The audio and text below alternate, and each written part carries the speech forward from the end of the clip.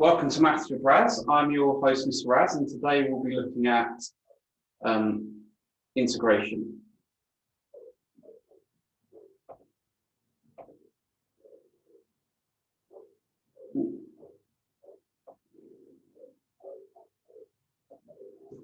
Hello and welcome to Maths with Raz. Today we'll be looking at integration. This is video one of probably quite a few videos. So to get to this point, you would have done differentiation. So you'll see that the rule for differentiation is if you have a function y equals x to the power of n, then you minus n, 1 from the power and then multiply by n. So integration is the reverse process of differentiation. So if you follow that sort of flow chart, you can see that if we want to restore dy by dx back to the original function, first we have to add 1 to the power, and then we need to divide by the new power. So therefore, when we integrate, the overall rule is this.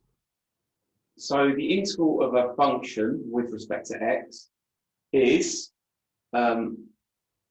x n plus 1, x to the power of n plus 1 divided by n plus 1. It's pretty basic, but we still have one more thing to consider, which is, if we go back to differentiating, hopefully you remember that if you differentiate a number, the result is 0.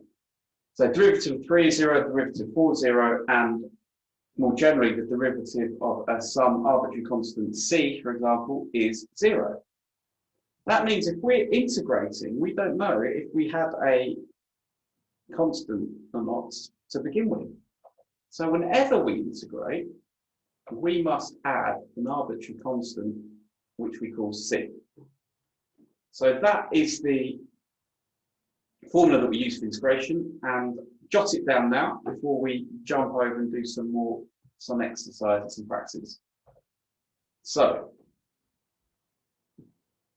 pause this and give these three a go. Obviously, if you just want to wait for me to do it, that's fine too.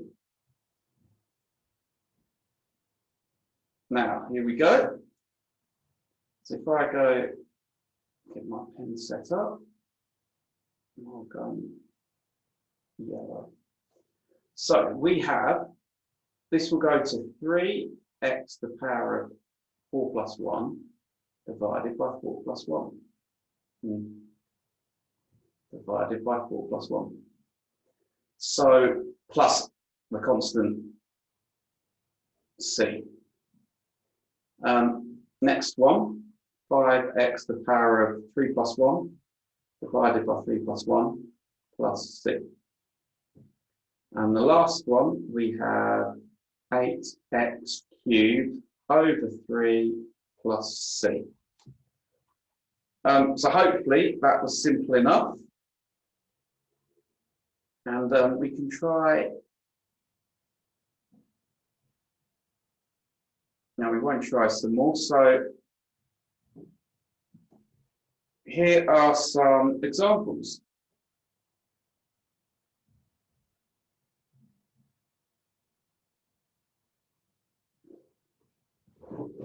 So we have a composite function here. So that means we just integrate it as if they were two questions. We have 5x squared over 2 plus 8. Now, what would have differentiated to 8? You got it, 8x. What must I remember? A plus c. Here, we have 4x cubed over 3 minus, again, what would have differentiated to 2? 2x. So the constant integrates up the power, and we have a constant left over. The last one, we get 2x cubed over 3 plus 7x squared over 2 plus c. Hopefully that makes sense. And join me. So that topic was indefinite integrals. Join me in the next video for definite integrals. I hope you enjoyed the video. See you soon.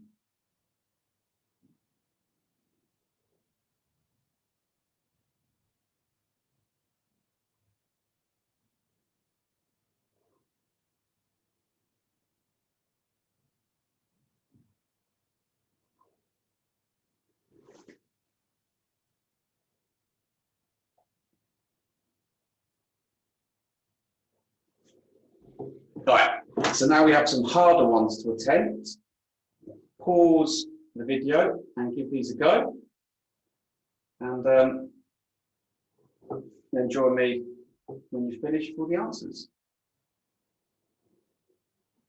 Hello, welcome back. I think I'm going to try a funky orange for this one.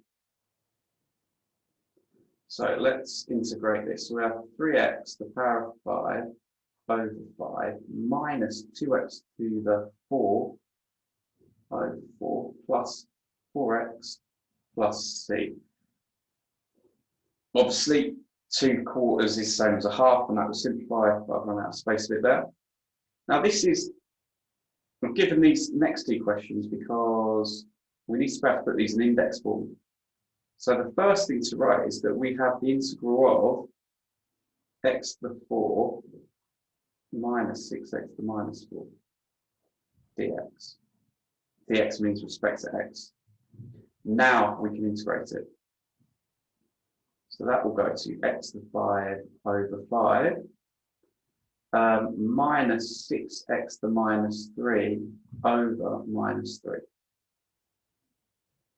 The final answer will be x to the 5 over 5 minus the 1 minus the plus. So we'll end up with plus 2x to the minus 3 plus c. This one, hopefully you've noticed that this is 4x to the power of a half. So we will end up with 5x to the 4 divided by 4 minus 4x, a half plus 1 is 1.5, divided by 3 over 2. Well, dividing by 3 over 2 is the same as timesing by 2/3.